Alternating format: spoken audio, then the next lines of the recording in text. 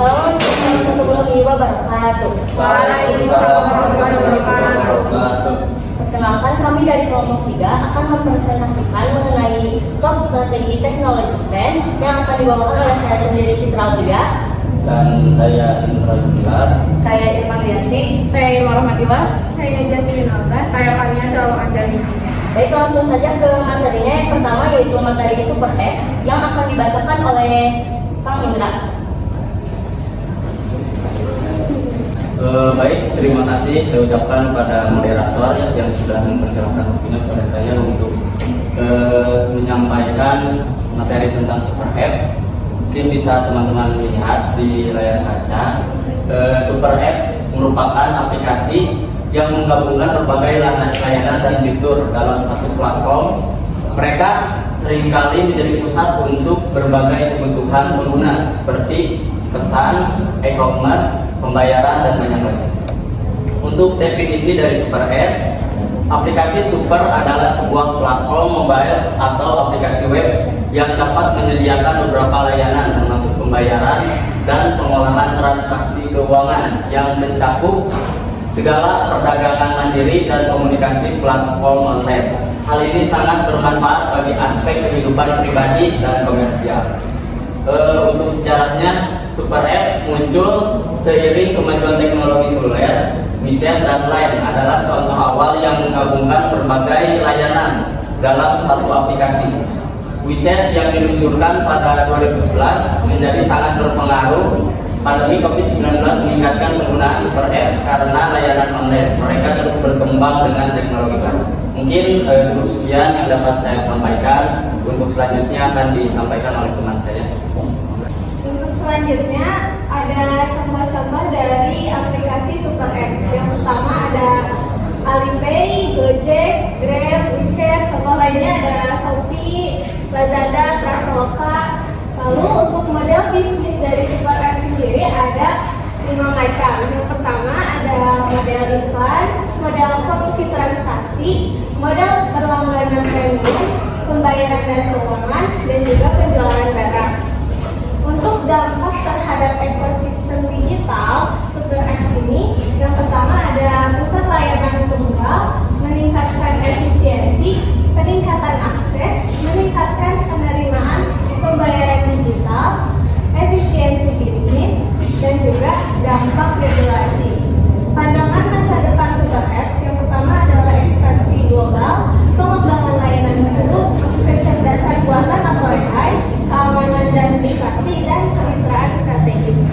Untuk selanjutnya, baik, yang selanjutnya yaitu Adaptive AI, di mana Adaptive AI ini mengacu kepada non-player karakter atau NPC dinamis, di mana komputer mampu mengubah game behavior-nya dalam merespon musuhnya, baik ketika sesi bermain game atau di antara sesi tersebut. Menurut Satrio, tahun 2014, efek dari implementasi Adaptive AI pada game adalah yang pertama, meningkatkan pengalaman bermain karena Adaptive AI dapat beradaptasi ke setiap individu untuk menyesuaikan cara bermain. Yang kedua yaitu mengurangi waktu dan biaya pengembangan. Jika sebuah game mampu beradaptasi sendiri, pihak pengembang game membutuhkan usaha yang lebih sedikit untuk memprediksi segala kemungkinan yang terjadi. Untuk contoh Adaptive AI sendiri akan dijelaskan oleh teman saya. Untuk selanjutnya adalah contoh dari pendekatan Adaptive AI. Salah satu contoh pendekatan dari Adaptive AI adalah Case-based Adaptive Game AI yang merupakan pendekatan pada game AI di mana domain knowledge dikumpulkan secara otomatis oleh game AI dan dieksploitasi langsung untuk menghasilkan tingkah laku yang efektif. Case-based Adaptive AI biasanya bagus digunakan pada game yang memiliki akses internet untuk menyimpan dan mengambil sampel dari gameplay experience. Dan untuk selanjutnya terdapat gambar dari pendekatan Adaptive AI. Materi selanjutnya akan dibawakan oleh teman saya. Baik, di sini saya akan menjelaskan mengenai metaverse. Dari pengertian sendiri, metaverse itu adalah istilah untuk teknologi augmented reality atau AR yang memungkinkan kita sebagai individu berinteraksi dengan orang lain secara virtual. Nah, metaverse ini berasal dari dua kata, yaitu meta yang berarti melampaui dan universe yang berarti alam semesta. Lalu, apa saja yang bisa dilakukan dalam metaverse? Yang pertama, kita bisa melakukan konser virtual. Lalu kita juga bisa membeli karya seni dan juga pakaian. Kita bisa bermain game, bahkan kita juga bisa bekerja. Selanjutnya, bagaimana cara bekerja metaverse? Cara kerja metaverse sama seperti dunia nyata. Kita sebagai pengguna diharuskan untuk memasuki dunia virtual dengan memanfaatkan bantuan teknologi AR atau VR. Nah, perangkat yang diperlukan untuk memasuki dunia metaverse itu seperti ada headset VR seperti Oculus namanya. Lalu setelah kita masuk ke dunia virtual, kita sebagai pengguna dapat melakukan berbagai aktivitas sama halnya seperti kita di dunia nyata. Lalu untuk materi selanjutnya akan dijelaskan oleh teman saya. Sustainable teknologi atau teknologi berkelanjutan juga dikenal sebagai teknologi hijau atau teknologi bersih, merupakan pengembangan dan pemanfaatan solusi inovatif yang memiliki dampak negatif minimal terhadap lingkungan dan mendukung keberlanjutan. Berikut beberapa contoh teknologi berkelanjutan. Pertama, energi terbarukan. Energi terbarukan ini mencakup sumber daya seperti tenaga surya, tenaga angin, dan hidroelektronik yang dapat dihasilkan tanpa menguras sumber daya alam yang terbatas. Yang kedua, kendaraan listrik.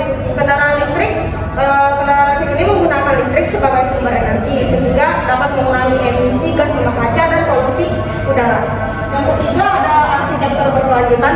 Arsitektur berkelanjutan ini mencakup desain bangunan yang memaksimalkan efisiensi energi, menggunakan bahan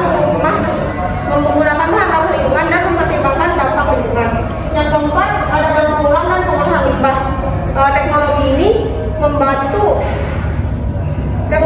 mengurangi limbah dengan mendaur ulang bahan-bahan yang dapat digunakan kembali dan mengelola limbah dengan lebih efisien.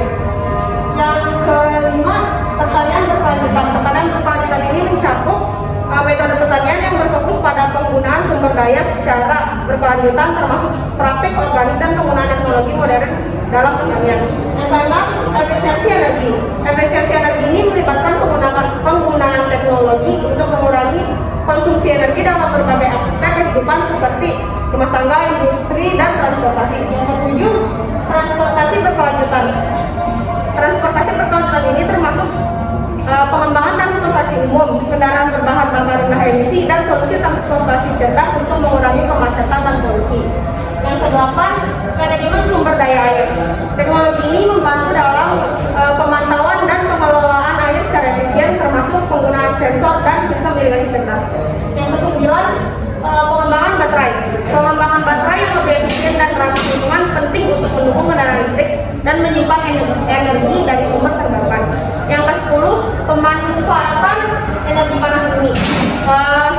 Teknologi ini menciptakan energi listrik dari panas bumi yang tersimpan di dalam bumi. Dan yang terakhir adalah teknologi pengolahan limbah. Teknologi pengolahan limbah ini mencakup metode baru untuk mengolah limbah, termasuk teknik pengolahan air limbah dan manajemen limbah berbahaya. Sekian dari saya. Mungkin itu saja yang dapat kami sampaikan. Semoga bermanfaat untuk kita semua dan mohon maaf apabila ada kesalahan. Terima kasih. Wassalamualaikum.